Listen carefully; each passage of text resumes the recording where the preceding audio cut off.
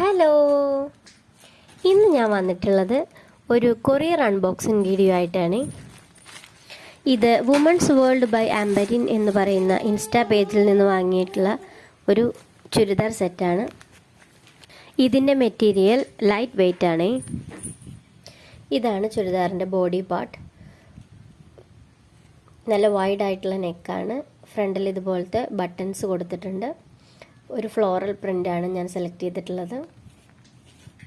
ഇതിൻ്റെ ബോട്ടം വന്നിട്ട് അലാസ്റ്റിക് ടൈപ്പാണ്. അതുപോലെ തന്നെ നല്ല ലെങ്ത്തിൽ ഈ പ്രിൻ്റാണ് വന്നിട്ടുള്ളത്.